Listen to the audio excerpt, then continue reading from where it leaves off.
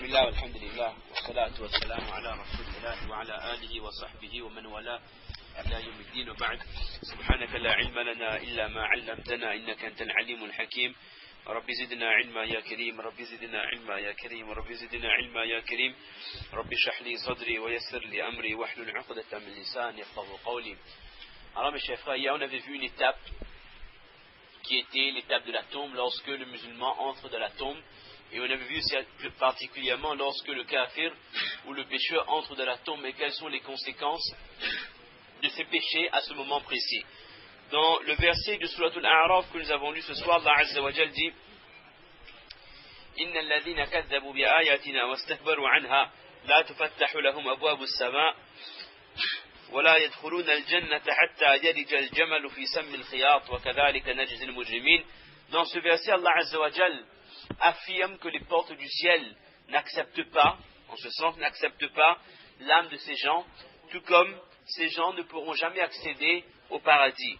De la même manière que jamais un chameau, écrit la traduction, de la même manière que jamais un chameau ne pourrait rentrer dans le petit trou d'une aiguille, de la même manière quelqu'un qui n'a pas la foi, les personnes qui ont traité de mensonges les versets révélés par Allah et qui connaissaient la vérité mais qui par orgueil n'ont pas accepté le message, jamais ces personnes ne pourront accéder au paradis. Et une fois, le prophète alayhi salatu wassalam assistait à l'enterrement d'un sahaba. Et après l'enterrement, il dit aux gens, Ista'idhu billahi min adhab al-qabr. Il dit aux gens, demandez à Allah protection contre la punition de la tombe. Et là, le prophète alayhi salatu wassalam explique à ceux qui étaient auprès de lui comment la personne qui est décédée, comment la personne qui est en train de mourir, comment est-ce que son âme quitte son corps jusqu'à ce que cette personne soit enterrée. Le prophète a précisé, lorsqu'un musulman pieux, innal abd al-mu'min, lorsque le mu'min meurt, alors il y a des anges qui descendent du ciel. On ne parle pas de l'ange de la mort, il y a d'autres anges, il y a des anges qui viennent du ciel, des anges qui ont le visage illuminé, rempli de lumière.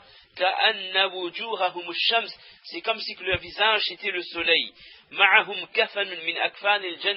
Ils ont avec eux un linceul qui vient directement du paradis. Et des parfums aussi qui viennent spécialement du paradis. Des parfums qu'on ne peut même pas imaginer sur ce dunya. Et ils se mettent assis auprès de cette personne qui est en train de rendre l'âme jusqu'à l'horizon. Et ensuite, ça c'était le premier cortège, et là, Malik al-Maut vient, lorsque ces anges sont déjà arrivés, et là, le futur, la personne qui va mourir, elle voit ces anges de la bénédiction, ces anges de Rahma, qui sont en train de venir. Donc déjà, elle comprend, elle voit la bonne nouvelle qu'Allah Azza wa Jal lui est en train de lui annoncer. Et là, donc, Malik al-Maut va venir, et Malik al-Maut va se positionner, inda ra'si, auprès de la tête de cette personne, fayaqul ayyatuha an-nafsu at-tayyiba. Ô toi, âme pure, ukhruji ila maghfiratin min Allah wa ridwan, sors, ô âme qui est pure, et viens rejoindre le pardon de ton Seigneur.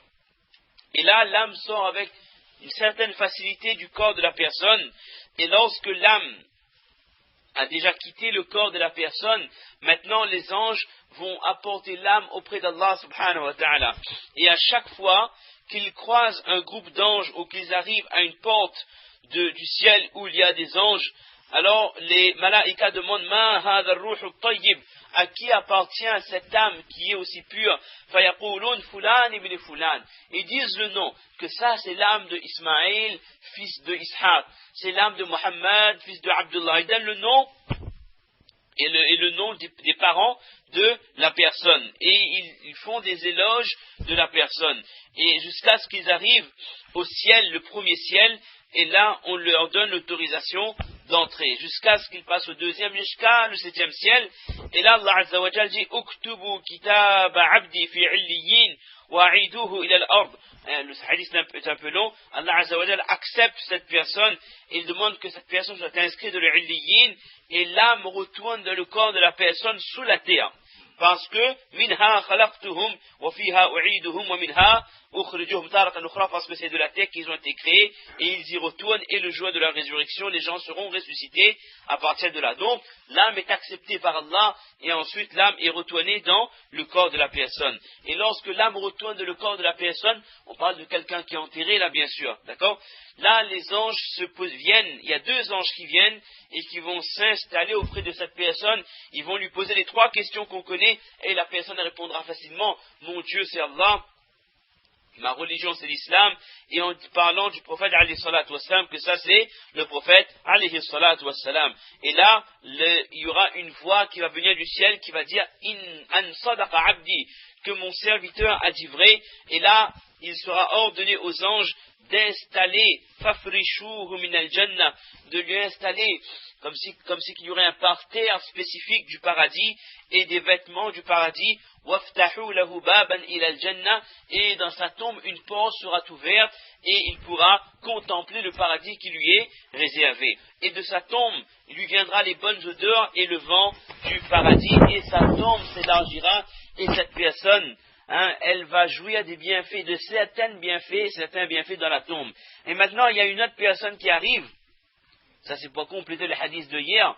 Une personne qui arrive avec un beau visage, un visage illuminé, de beaux vêtements, une odeur, un parfum magnifique. Et là, cette personne demande: mais subhanallah, qui es-tu? Quelqu'un de cette grande beauté.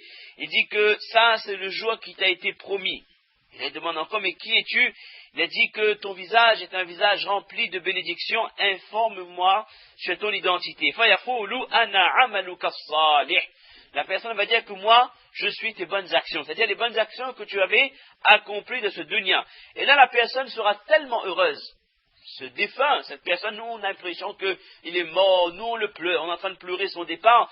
Mais lui, si c'est un homme pieux, bien sûr, si c'est quelqu'un qui faisait ses 5 salats, bien sûr, si c'est quelqu'un qui avait un comportement irréprochable dans la société, irréprochable dans son travail, irréprochable avec son épouse, avec ses enfants, avec ses parents avant tout, si quelqu'un qui ne s'approchait pas du haram, tant concernant la nourriture, tant concernant les transactions, tant concernant le haram qu'on peut faire avec les yeux, ou écouter avec les oreilles, ou avec les mains. Ça c'est vraiment le mu'min, celui qui a vécu selon les ordres d'Allah Azza wa Jal.